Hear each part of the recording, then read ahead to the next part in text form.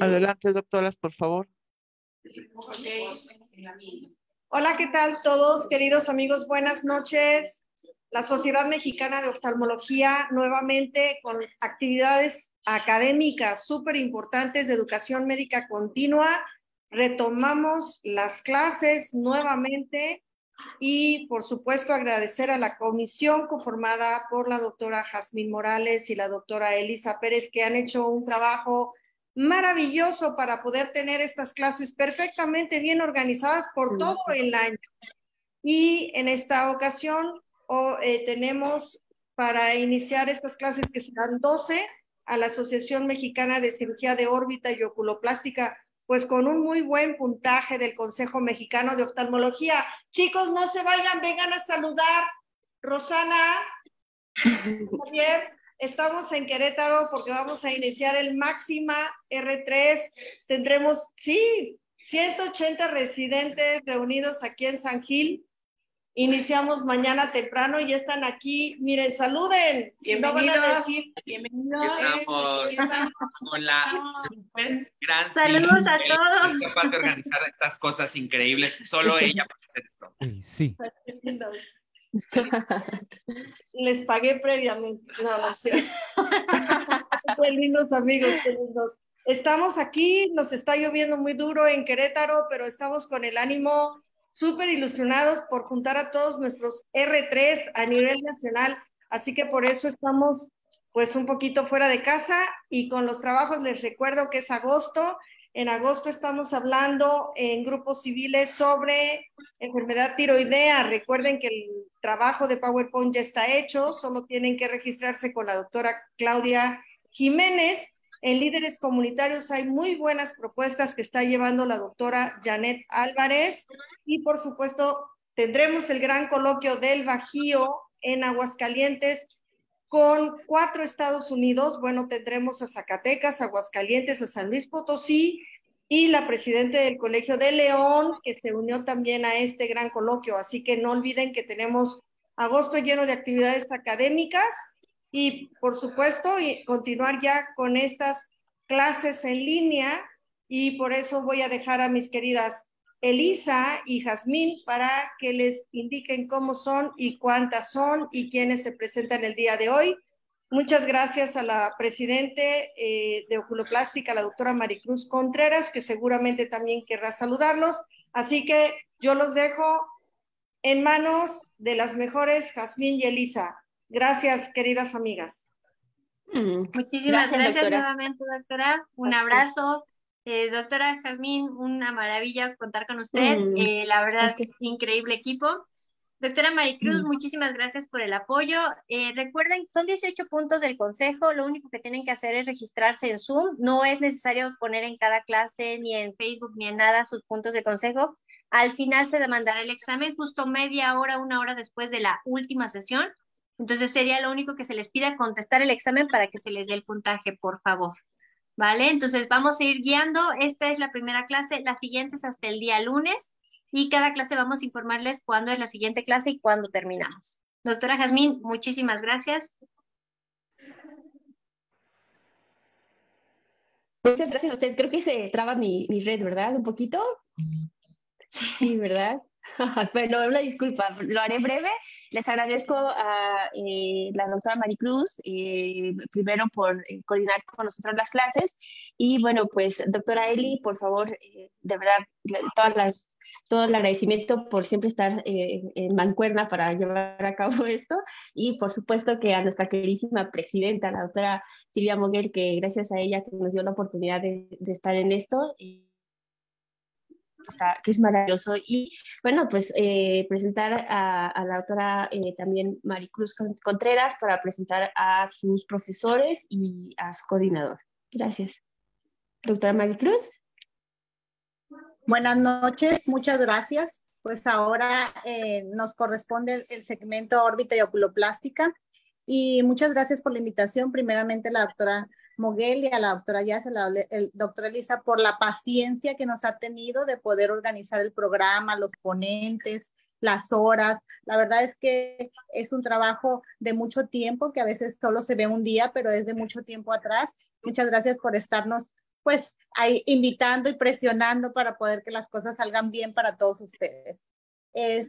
Nosotros organizamos un módulo de oculoplástica muy interesante que va a abarcar desde aspectos cosméticos que a todos nos gusta, hasta aspectos como orbitopatía tiroidea, aspectos oncológicos, de vía lagrimal, un poquito de todo para que nos sirva pues a todos y pues nos den nuestros puntos también del consejo.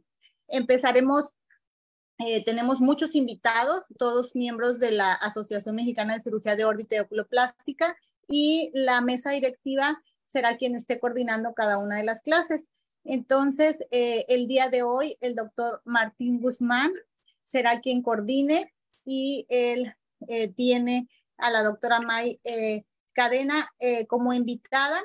Así que le cedo la palabra al doctor Martín y pues aquí estaremos para cualquier cosa, pero la noche es de hoy del doctor Martín y de la doctora Cadena. Muchas gracias y bienvenidos al módulo. Hola, ¿qué tal? ¿Se escucha? Sí. Perfecto, muy bien, pues buenas noches a todos. Vamos a dar comienzo a este curso de oculoplástica. Esta noche nos toca la evaluación clínica del paciente de oculoplástica y nos acompaña la doctora May Cadena. May, gracias por aceptar la invitación.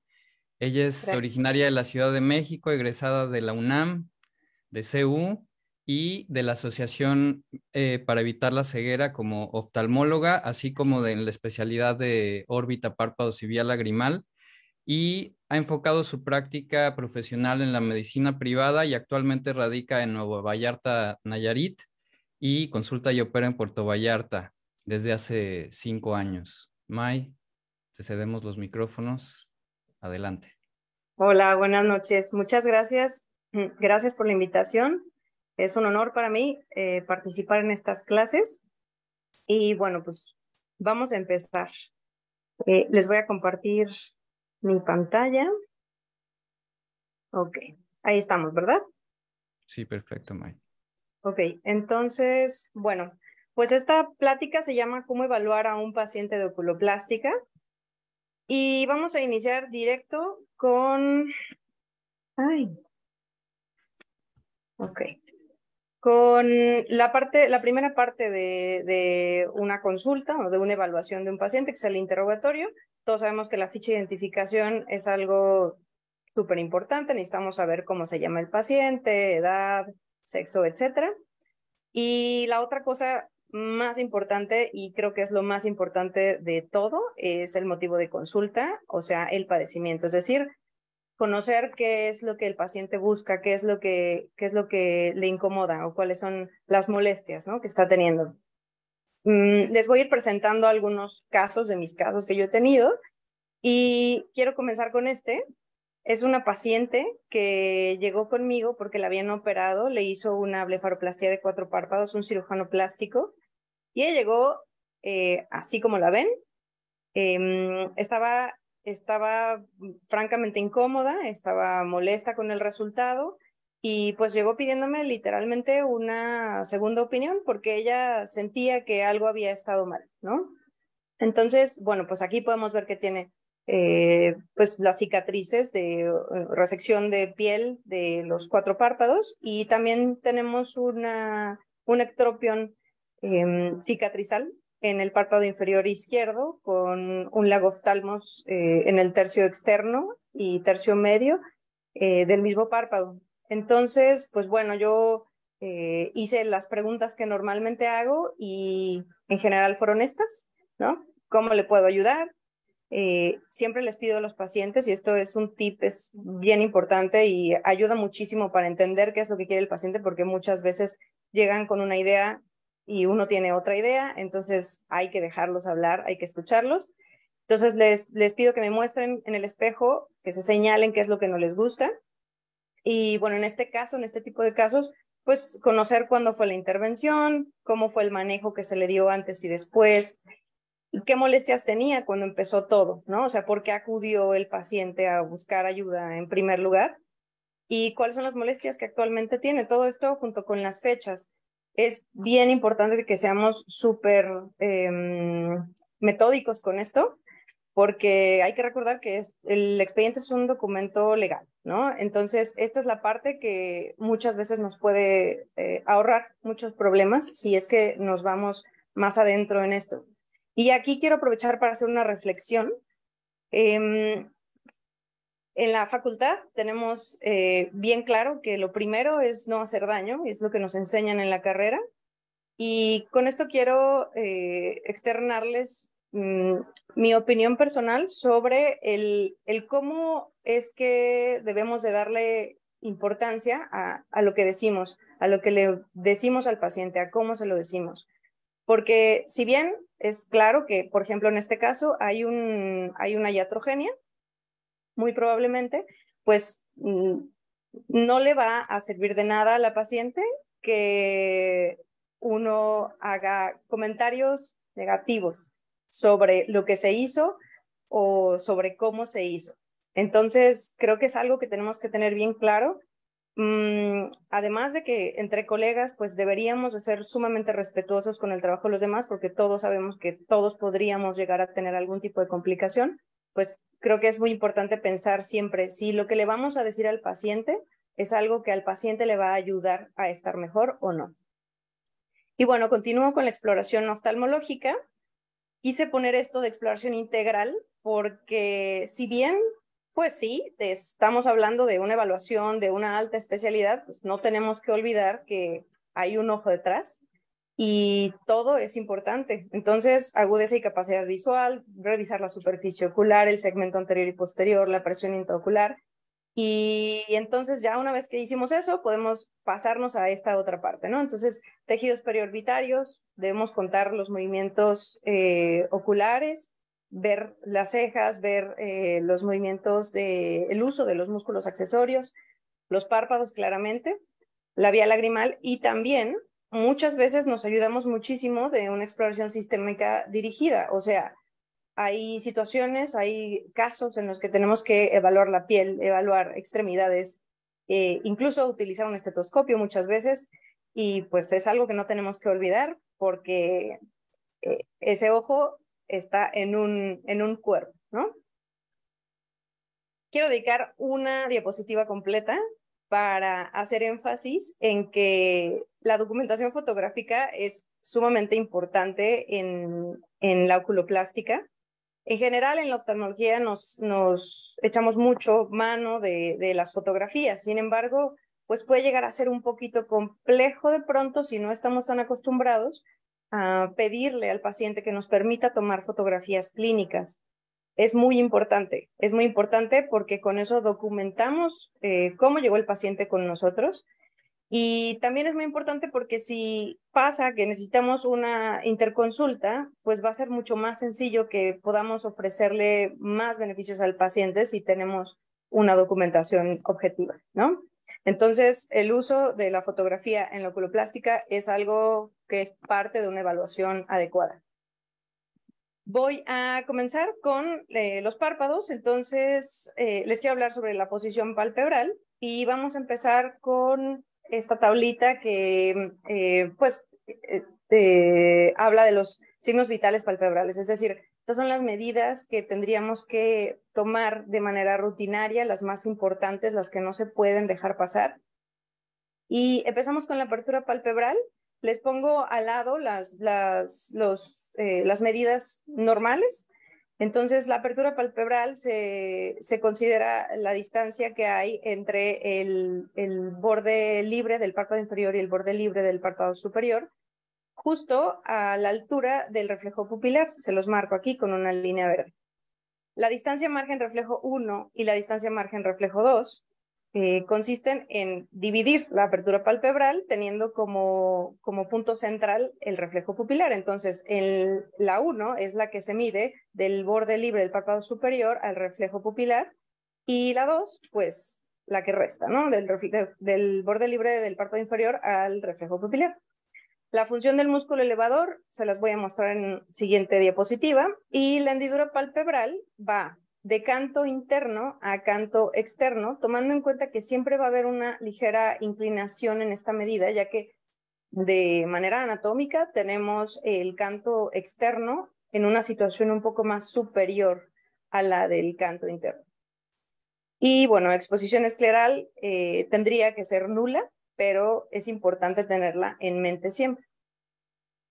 Ahora, acá les presento una paciente que tiene tosis aponeurótica, y en ella podemos observar, primero en las fotografías del medio, la función del músculo elevador. Esa se mide pidiéndole al paciente que mire hacia abajo y manteniendo la ceja sostenida para que no haga uso de los músculos accesorios, en este caso el frontal. Le pedimos a la paciente que mire hacia arriba.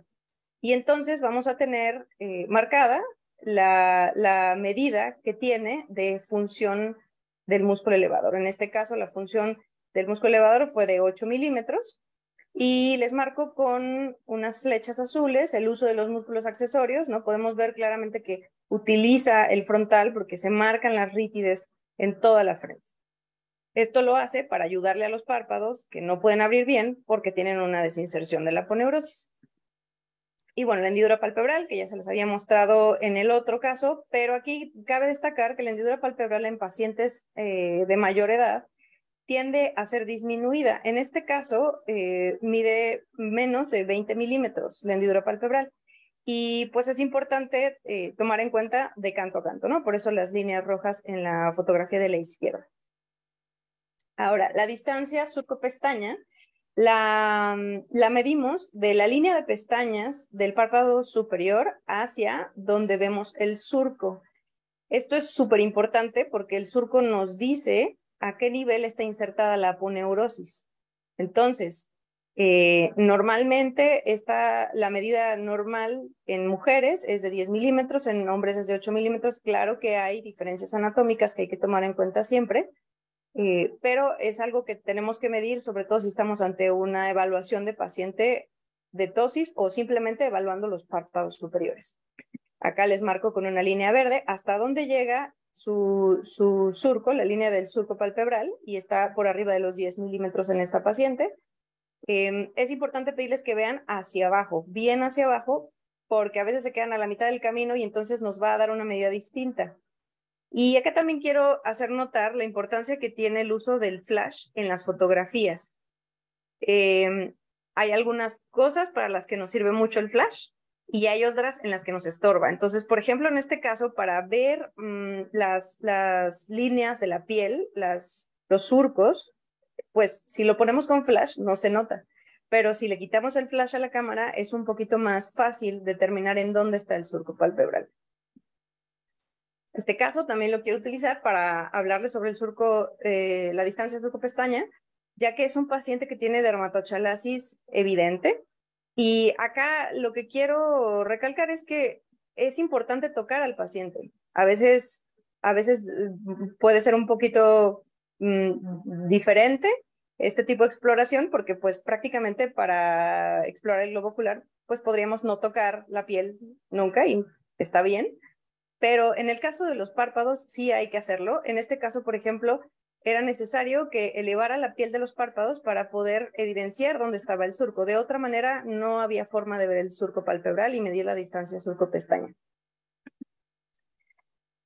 Bueno, en esta paciente quiero que veamos la importancia de la posición del borde palpebral inferior. Vamos ya a empezar con los párpados inferiores.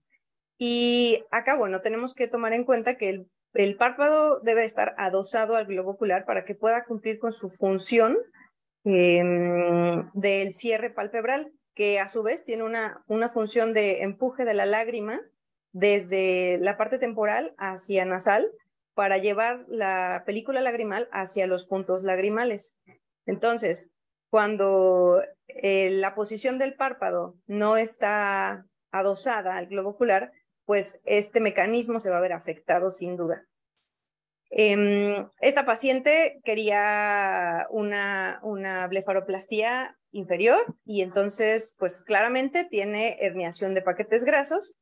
En cuanto a la evaluación de los paquetes grasos, acá echamos mano de los movimientos oculares. Si se fijan, les puse posiciones distintas en supraversión, supradextro y supralevo, y con esto podemos evidenciar la herniación de los paquetes grasos y en cuál párpado se ve un poquito más o en cuál párpado habría que quitar un poco más o esperaríamos encontrar más grasa por resecar.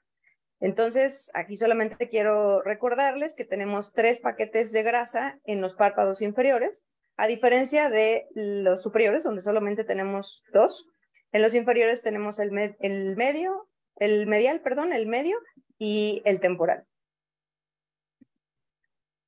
En esta paciente tenemos, bueno, una claratosis aponeurótica y también tenemos ectropión tarsal. Esto nos habla de la laxitud vertical. Cuando hablo de los párpados inferiores, me gusta hacer énfasis en esto, en la verticalidad y la horizontalidad. En cuanto a la laxitud vertical, hablamos prácticamente de los retractores del párpado inferior, que es el símil de la aponeurosis del elevador, pero en los párpados inferiores. Es una estructura más pequeña, pero con la misma función. Entonces, cuando los retractores están desinsertados, en este caso en su totalidad en el tercio medio y el tercio medial, pues tenemos que el tarso se voltea por completo hacia la parte, hacia enfrente. Entonces, la laxitud vertical en este caso está alterada y para valorar la laxitud horizontal, pues entonces nos referimos a los tendones laterales y mediales. Entonces, tenemos un par de pruebas que nos ayudan para medir la laxitud horizontal o para evaluar la laxitud horizontal. Y entonces, son la prueba de tracción, que es esta que estoy haciendo con el párpado inferior derecho de la paciente. En teoría, no debería de poder avanzar más de 6 milímetros el párpado. Y la prueba del resorte, que es ya sea tomándolo el párpado como lo estoy haciendo en esa fotografía o tomándolo a manera de pinzamiento del párpado y lo dejamos que regrese. Entonces, cuando regresa, que es en esta segunda foto, podemos ver que no regresa en su totalidad a la posición que tenía inicialmente. Y es evidente porque tenemos una exposición escleral mayor en esta fotografía comparada con la primera, ¿no? En el otro párpado, lo mismo, la tracción. Acá no tenemos un ectropión tarsal, pero sí tenemos francamente una laxitud aumentada y cuando dejamos que el párpado regrese pasa lo mismo. Si pueden observar en esta fotografía, no llega a adosarse al globo ocular el borde palpebral como en la primera fotografía. Este otro paciente es un paciente que tuvo un traumatismo orbitario porque se cayó de un caballo y bueno, estuvo un mes sin poder encontrar atención médica, entonces él dejó que simplemente sanara la herida. Una vez habiendo corroborado que, pues que no teníamos una fractura orbitaria, entonces, pues lo que tocaba hacer ahí era una reconstrucción del párpado, ¿no? Pero acá lo que quiero mostrarles es la importancia de los fondos de saco. Tenemos que medir los fondos de saco y recordarles que dividimos el párpado en tercios. Entonces, medimos el fondo de saco en el tercio medio, en el tercio medial, perdón, en el tercio medio y en el tercio temporal. Ahora bien, no nada más hacemos exploración macroscópica, sino también microscópica. Y ya cuando nos pasamos a la lámpara hendidura, es importantísimo que tengamos en cuenta los bordes palpebrales. Entonces, acá quiero recordar las partes en las que dividimos el párpado. Tenemos la línea de pestañas, tenemos la línea de las glándulas de meibomio y tenemos la unión mucocutánea. Es importante esta distinción porque va a ayudarnos a tomar decisiones sobre la terapéutica de ciertas lesiones.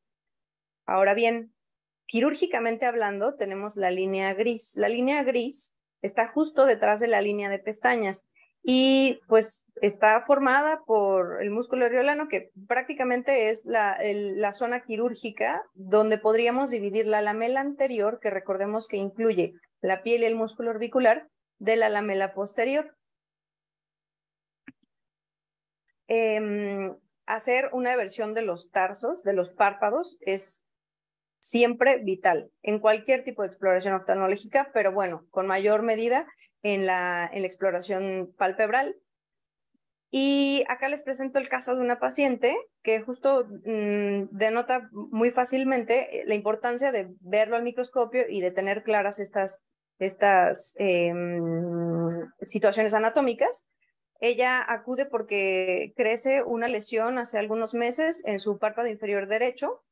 Es pequeñita, pero cuando la vemos un poquito más de cerca, bueno, ya vemos que sí abarca, digamos, la unión entre el tercio externo y el tercio medio.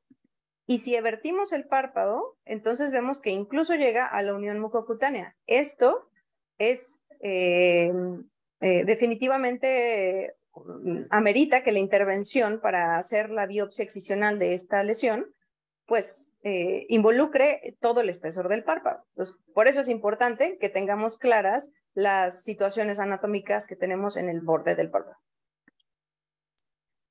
En cuanto a los anexos, siempre tenemos que revisar la carúncula y la plica. En este caso, este paciente llegó por lagrimeo y porque tenía ese crecimiento de hace algunos meses. Si nosotros observamos nada más el párpado sin manipularlo, entonces pues no podemos ver cuál es la situación de los puntos lagrimales. Y acá ya voy acercándome a la vía lagrimal. Entonces les marco con unos círculos amarillos ambos puntos lagrimales que pues claramente tenemos que tocar el párpado para poder evertirlos y en este caso documentar que si bien existe lagrimeo, pues es más por una obstrucción mecánica, por esa lesión, más que porque los puntos lagrimales estén ocluidos. Este video se los quiero mostrar porque en esta paciente llegó por lagrimeo. En la exploración de la vía lagrimal, o más bien en la exploración de los puntos lagrimales se encontraban permeables, completamente permeables. Ya después hice la exploración de la vía lagrimal y también estaba permeable con paso nasofaringe en los cuatro puntos lagrimales, pero a la hora de pedirle a la paciente que abra y cierre los ojos, cuando pido que apriete, se evidencia un ectropión medial importante, ¿no? Entonces, aquí es evidente lo que les comentaba hace rato sobre la importancia de la laxitud vertical, porque tenemos una desinserción de los retractores, lo que podríamos llamar un ectropión subclínico, porque no está evidentemente fuera de su lugar, pero sí no está teniendo la función adecuada, y eso es por la desinserción. Entonces, no podemos separar por completo la evaluación de los párpados de la evaluación de la vía lagrimal, porque todo está conectado. Ahora, en cuanto a la exploración de la vía lagrimal, les pongo acá unos esquemas de la exploración. Y acá lo que quiero denotar es que tenemos que recordar al hacer la exploración que tenemos un canalículo, bueno, que tenemos que identificar en primer lugar claramente la ámpula y el punto lagrimal. Y una vez que hacemos eso, entonces tenemos que recordar que tenemos una porción vertical del canalículo y una porción horizontal. Y para poder hacer una adecuada exploración, tenemos que tratar de rectificar este canalículo, por lo que tenemos que hacer un movimiento hacia temporal del párpado que estemos evaluando para que podamos rectificar el canalículo y evitemos tener alguna formación de una vía alterna.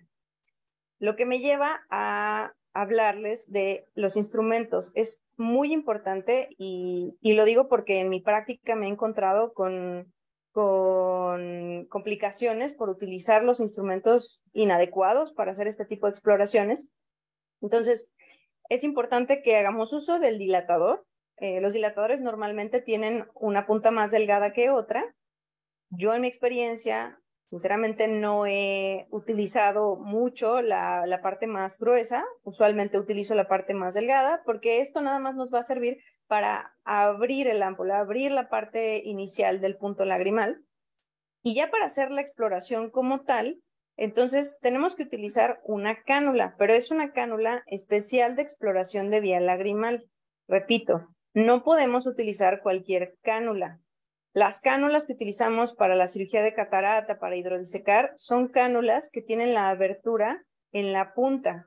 Estas cánulas de exploración de vía lagrimal tienen la apertura lateral y sobre todo, y lo más importante, tienen una punta roma. Entonces, esto nos evita lastimar el canalículo y también nos evita abrir vías alternas. Para nada deberían, después de haber visto esta plática, nunca más hacer una exploración de vía lagrimal con una cánula de hidrodisección. Y bueno, utilizamos de preferencia una jeringa de 3 mililitros, solución salina. Jeringa de 1 mililitro también puede funcionar, 3 mililitros es bastante bueno, nos sirve para los 4. Y lo que tenemos que buscar en la exploración es que tengamos un tope duro, es decir, vamos a llegar con la cánula hasta el interior del saco lagrimal si es que no hay ninguna obstrucción, en cuyo caso encontraríamos un tope blando. Entonces, en el entrenamiento de hacer la exploración de vía lagrimal, es súper importante que desarrollemos esta sensibilidad, porque todo esto se hace de manera indirecta. Entonces necesitamos poder sentir a través de la cánula si hay o no un tope blando o un tope duro. No es algo que se vaya a aprender a menos de que uno lo haga. Y bueno, entonces inyectamos solución y la solución, si pasa a través de la nasofaringe, es decir, que el paciente sienta la solución cayendo por su garganta, eso quiere decir que la vía está permeable. Entonces, hasta ahorita estamos hablando de que ya evaluamos la vía superior que llega hasta el saco lagrimal y la vía inferior que va por debajo de del saco lagrimal. Si pasáramos todo esto sin ningún tope, tuviéramos tope duro, pero la solución hace reflujo y no pasa a nasofaringe, entonces estamos hablando de una obstrucción inferior de la vía lagrimal. Ahora bien, ¿cómo se reporta esto? Esto es, digamos, un resumen de la presentación de la diapositiva previa. En cuanto a los puntos lagrimales, tenemos que decir si son permeables, si están semipermeables o si están ocluidos o incluso inexistentes. En cuanto a los canalículos, tenemos que ver la permeabilidad y si nos topamos con un tope blando, tenemos que decir en dónde lo encontramos, en el canalículo superior o en el inferior. Y también tenemos que determinar si existe reflujo o no, lo que nos habla usualmente de una obstrucción de vía lagrimal alta. Y en cuanto al saco y el conducto, bueno, tope duro, si encontramos tope duro es que ya llegamos al saco, como les dije previamente, ya sea por vía superior o inferior, y si hay ausencia o presencia de paso de la solución a la nasofaringe. Vamos a la evaluación orbitaria. Entonces, esta paciente me llegó porque quería una segunda opinión sobre esta herniación de grasa orbitaria que tiene en la parte temporal del globo izquierdo. Y pues claro que hay que evaluar la zona, y la zona es importante porque nos encontramos con la glándula lagrimal.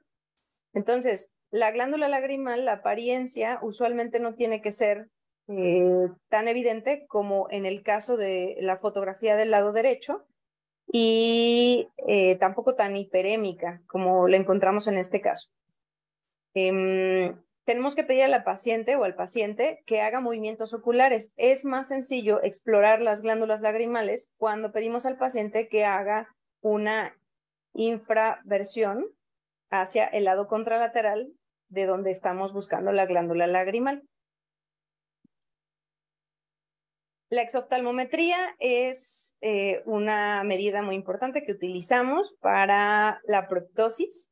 Entonces, la manera en la que se realiza es ponemos el exoftalmómetro en ambos cantos externos y pedimos al paciente que se enfoque en, puede ser en el ojo, en un ojo que tengamos cerrado. En el caso del lado derecho, le pido que mire a mi ojo derecho, que va a estar cerrado, y lo que tenemos que hacer es lograr que las líneas rojas se unan.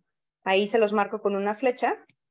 Y a partir de esa medida, una vez determinando la base de la exoftalmometría, que esa la vamos a medir con la, en este caso, la regla que está marcada en la parte gris del exoftalmómetro, una vez teniendo la base de la exoftalmometría, hacemos que coincidan las líneas rojas y entonces marcamos el ápex, a donde llega el ápex.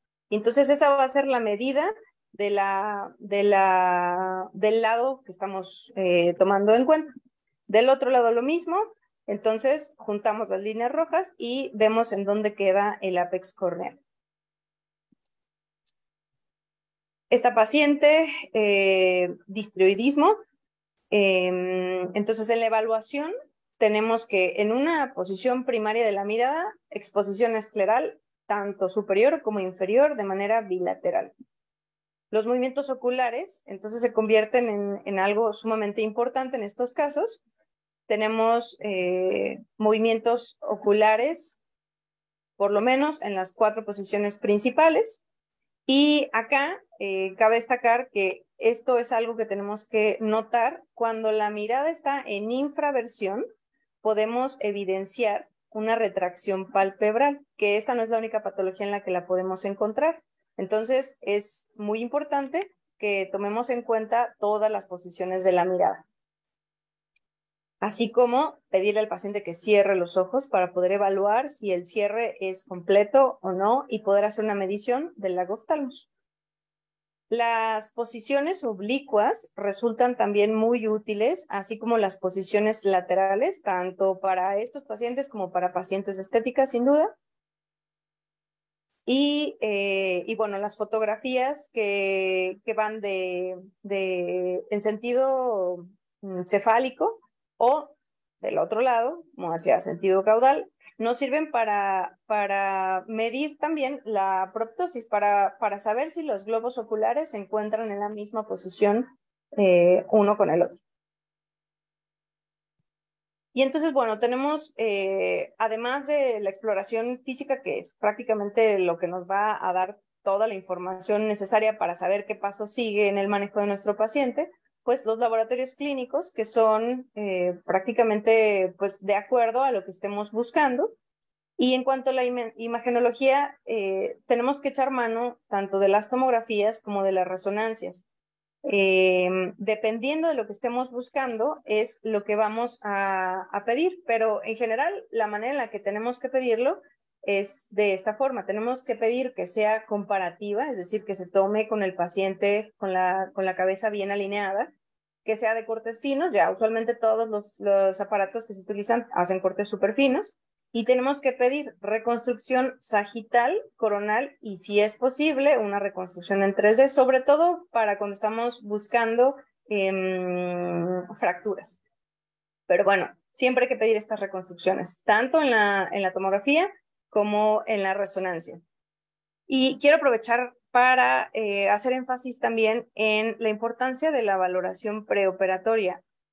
Casi todos los pacientes o la mayoría de nuestros pacientes van a ir a cirugía. Entonces, la valoración preoperatoria es algo que no podemos dejar de buscar, de pedir. Es algo sumamente importante.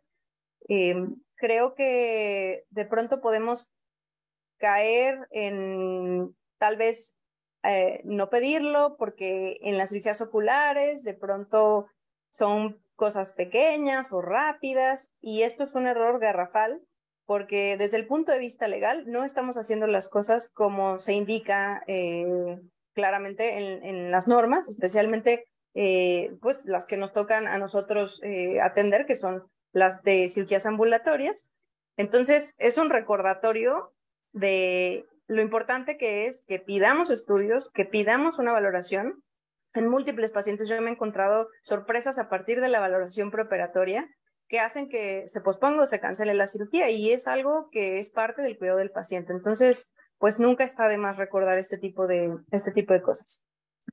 Y bueno, con esto termino la plática. Espero que haya quedado pues claro lo más posible y les dejo ahí mi contacto. Les agradezco muchísimo su atención, agradezco muchísimo a mis maestros y también agradezco muchísimo a mis pacientes que me permiten seguir aprendiendo. Muchas gracias.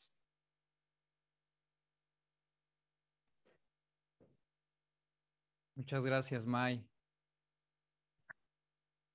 ¿Sí se escucha? Sí, yo sí te escucho. Perfecto. Okay, no, ya bien. no. No, sí. Muchas gracias por tu participación. Me gustó mucho que muchas veces en estas pláticas no, pues se da como todas estas mediciones desde un punto de vista como más árido y tú nos ejemplificaste muy bien con pacientes que has tenido. Una cosa que hay que recalcar mucho y que también le digo a mis fellows es que, o sea, porque muchas veces quieren empezar a hacer la evaluación y el médico ve realmente lo que está pasando, pero a veces el paciente nada más viene por una cosa, ¿no? Y es muy importante siempre recalcar que el paciente viene, el motivo de consulta, ¿no? Entonces, resolverle el problema que el paciente siente que tiene, ¿no? Ya después uno puede darle estas, pues es señalarle, oye, creo que también tienes aquí este problema de tosis o creo que también tienes este problema de herniación de paquetes grasos, pero si el paciente viene por un chalación, pues hay que resolverle primero el problema de chalación. Entonces eso yo creo que, digo, parece una tontería, pero el motivo de consulta yo creo que es lo más importante, siempre escuchar al paciente y resolverle su problema. Esto del espejo también a mí me gusta mucho siempre tener yo tanto en la sala de procedimientos como en el consultorio, siempre tengo espejos para enseñarle al paciente y que él o ella me diga qué es lo que está pasando, porque muchas veces uno en la comunicación uno puede interpretar una cosa que no es, ¿no? Entonces, siempre utilizar el espejo es súper importante en la consulta de oculoplástica y también para procedimientos, para que el paciente pueda ver o que nos señale qué es lo que está pasando. También esto de los comentarios negativos que aquí en el chat nos hacían también un comentario, ¿no? Una felicitación que es súper importante, no echarle tierra, no echarnos tierra. Digo, a todos nos va a pasar que se nos vaya a complicar un paciente, entonces hay que ser siempre, pues, muy, muy serenos ante una complicación. Y siempre yo a mis pacientes que tengo una complicación de otros médicos les digo, esto, o sea, en la cirugía a veces pasa, el tema también de la cicatrización es un tema que puede también alterar mucho la cirugía, entonces es importante a los pacientes que tienen una complicación no, pues tampoco calentarles la cabeza en contra del otro médico, ¿no? Sino tratar también de acompañarlos y entenderlos, porque muchas veces los pacientes, sobre todo en temas cosméticos, tienen una mortificación en su ser y especial. Exactamente, entonces nada más el andar como metiendo cizaña o echando tierra, pues nada más los va a alterar más. Entonces ahí también, digo, no me dejarán mentir que la cosmética es un tema también de manejo de expectativas y es un tema también muy psicológico, ¿no? Entonces hay que también tener un poquito de inteligencia, de colmillo para manejar al paciente cosmético y hacerlo de la manera más serena y tratar de, sobre todo, primero calmarlo y ofrecerle ofrecerle alternativas, ¿no? Y darle como caminos y que el paciente o la paciente pueda ver que puede haber solución o que puede haber luz en el camino de su complicación. También esto es súper importante de que detrás del el ojo hay un cuerpo y detrás de un cuerpo hay pues una persona, ¿no? Que es lo que venía mucho de la mano de lo que estaba platicando ahorita. Lo de las fotos, ¿no? Es súper importante. Yo creo que hacernos el hábito de tomarle fotos a todo, no solo por los fines legales, sino luego queremos presentar un caso ay, la foto de este paciente que tenía carcinoma, ay, no la tomé, ¿no? Entonces, siempre es súper importante hacernos el hábito de tomarnos fotos, de saber tomar las fotos, ¿no? Porque también es súper frecuente y lo encuentro mucho también en los fellows que están en entrenamiento, que toman las fotos muy cerca. No hay que tomar las fotos alejados y hacer zoom, porque si no se modifica la cara, se hace como una nariz como más grande y se pierden las proporciones. Entonces también sobre todo para cosmética, pero también para que tengan bien sus casos, tomar las fotos como más o menos 1 metro de distancia y hacer zoom, porque si acercamos mucho el lente se deforma, se hace como más amplio el centro del área de lo que estamos tomando y se hace más pequeño lo de alrededor.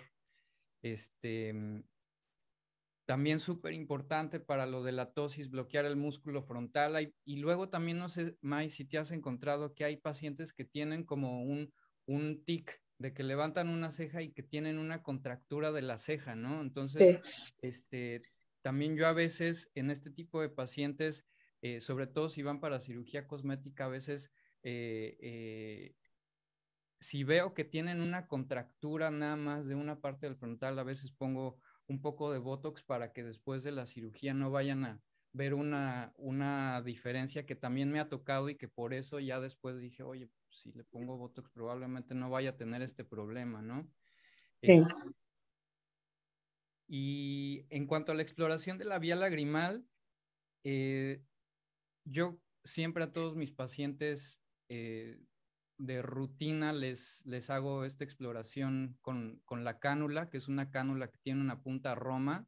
También es este comentario de que las cánulas, por ejemplo, de viscoelástico, además de que tienen el orificio en la punta, son un poco, o sea, tienen un poquito de filo, entonces puede haber ahí algún daño del canalículo, entonces no es muy recomendable hacer las exploraciones con este tipo de cánulas. Y también hay que tratar, hay que agarrarle un poco la onda a hacer esta exploración de la vía lagrimal, hacerlo con mucha delicadeza y no poner mucha fuerza, ¿no? También cuando uno va avanzando sobre la porción horizontal del canalículo, estirar el párpado, jalar el párpado para que se estire todo el canalículo y poquito a poquito introducir la cánula se va a sentir primero que uno pasa el canalículo común y luego también cuando se vayan a acercar a la pared del saco lagrimal, que en realidad pues, es el hueso lagrimal, si lo apoyamos mucho al paciente le va a doler, entonces es prácticamente al llegue, ¿no? Así con muy, muy poquita fuerza, ¿no? A veces sí tenemos que poner un poquito de fuerza en pacientes que tienen pueden tener como estenosis del canalículo y sí cuesta trabajo introducir la cánula, pero no hacerlo de rutina como en todos los pacientes, poner mucha fuerza en la exploración de la vía lagrimal. Una cosa también, por ejemplo, en pacientes pediátricos, ¿no? Pues está un poco imposible hacer este tipo de exploraciones, entonces podemos recurrir a la prueba de Jones, ¿no? Que es instilar un poquito de fluoresceína y en el fondo de saco y con un hisopo podemos rescatar en el meato inferior, que el meato inferior está completamente perpendicular en el piso de la nariz, ahí está el meato inferior. podemos rescatar un poquito de fluoresceína para diagnosticar una obstrucción o una dacriostenosis congénita, ¿no? Pues digo, algo que yo agregaría también es para recordarles que en un paciente, por ejemplo, que tiene orbitopatía, que bueno, ya veremos orbitopatía, pero la prueba de Braly, que es tomar la presión, la PIO, la presión intraocular en supraversión, si hay una diferencia de 4 milímetros de mercurio es positiva, y esto te habla de que hay involucro de los músculos extraoculares que puedan estar muy hipertrofiados los músculos extraoculares. Y también en cuanto a la evaluación orbitaria, a veces también es muy valioso para la evaluación clínica ver qué tanta diferencia hay de altura de un ojo y otro, porque esto nos puede dar la clave para diagnosticar o sospechar alguna patología tumoral orbitaria, ¿no? Entonces también poner bien al paciente de frente, ponerle una regla y ver qué tanta diferencia de altura tiene un ojo y otro. Ojo, no me estoy refiriendo a hipertropia o hipotropia, sino qué tanta diferencia de altura tiene un ojo con respecto al otro. Esto puede ser también muy valioso. Y pues nada, no sé, nada más me resta darte las gracias, May, felicitarte. Gracias a ti, a ustedes. Gracias por haber aceptado la invitación. Aquí en el chat creo que ya no veo más preguntas. Nada, nos dicen. Bueno, hay una que dice que si se podrían comentar otras causas de retracción palpebral. Los tumores pueden ocasionar retracción palpebral también, y también cicatrices de fracturas pueden ocasionarlo también. Tuve una paciente que se le hizo una colocación de banda, operaron de desprendimiento de retina, le pusieron una banda y lo hicieron 2 o 3 veces, si no mal recuerdo, y yo jamás encontré una razón para que tuviera, o sea, otra razón, aparte del antecedente quirúrgico, para que tuviera una retracción palpebral. Parecía como que había fibrosis incluso a nivel de los tejidos palpebrales cuando yo entré a operarla. Entonces, pues bueno, o sea, causas puede haber un montón, y este caso que les cuento, la verdad es que pues no me lo habría esperado. Le hice estudios de imagen y no fue nada más que ese antecedente quirúrgico que tuvo. Sí, los antecedentes también, bueno, como el primer caso que pusiste de la paciente que tenía una retracción palpebral posquirúrgica, ¿no? Eso es como algo muy común que vemos. También, bueno, a mí me ha tocado, pues no precisamente retracción, pero sí una paciente que tuve que en realidad luego la diagnostiqué como un pemfigoide. Tenía distiquiasis, o sea, tenía pestañas que estaban naciendo de los orificios de las glándulas de meibomio superior. Entonces, su médico oftalmólogo le empezó a cauterizar las pestañas, y esto empezó a hacer una cicatriz que empezó a subir la altura del párpado, y tenía no precisamente una muesca, sino como eran varias pestañas, empezó a como subir la altura del párpado. Entonces, sí, puede ser traumático, puede ser quirúrgico, orbitopatía, fracturas. También me tocó una vez una paciente que no sé, que tenía tosis, y creo que, digo, por lo que refiere a la paciente, le hicieron una conjuntivomiulerectomía, que es resecar parte de la conjuntiva y parte del músculo de Müller por el fondo de saco, ¿no? Y tuvo una cicatrización muy importante, y esto retrajo también el párpado inferior y redujo mucho el fondo de saco superior. ¿Qué más preguntas? Podríamos ver el fenómeno Marcus Gone, creo que no lo tenemos por ahí, pero probablemente vaya a estar en la plática de tosis, yo creo. Seguro. Y... si quieres, esta de la glándula lagrimal, May, si la quieres A contestar. ver, es para la valoración de la glándula lagrimal, puede haber posiciones anómalas inferiores y cómo diferenciar de la grasa. Bueno, la glándula lagrimal siempre va a tener una superficie menos lisa o más rugosa que la grasa orbitaria. Y también la coloración, la grasa va a tender a ser más blanquecina, amarillenta, y la glándula lagrimal va a tener una coloración más rosada. Además de la posición, la grasa usualmente va a estar en una posición más anterior que la glándula. Y bueno, en cuanto a la posición de la glándula, pues la glándula en teoría no tendríamos que verla o no tendríamos que verla tanto, a menos de que elevemos el párpado y pidamos al paciente que haga esos movimientos que les comenté. Sí, generalmente también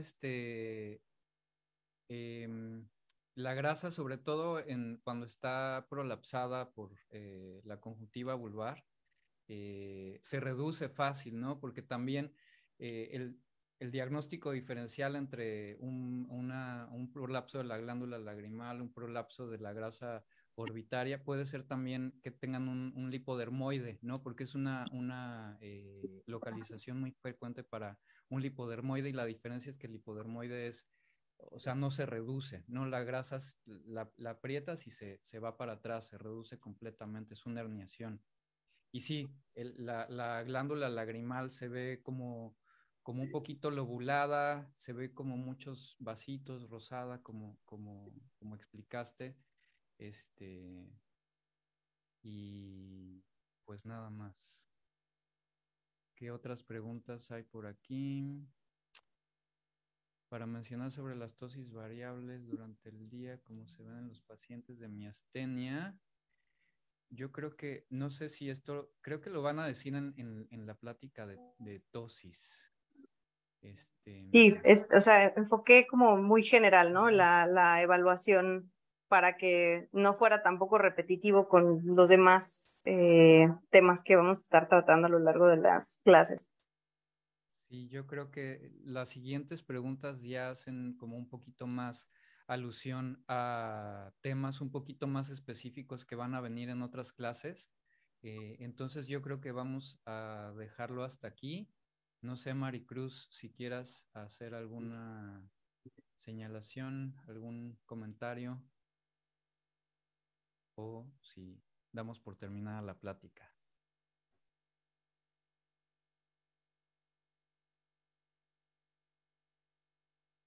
Pues Doc, creo que podemos dar por terminada la plática.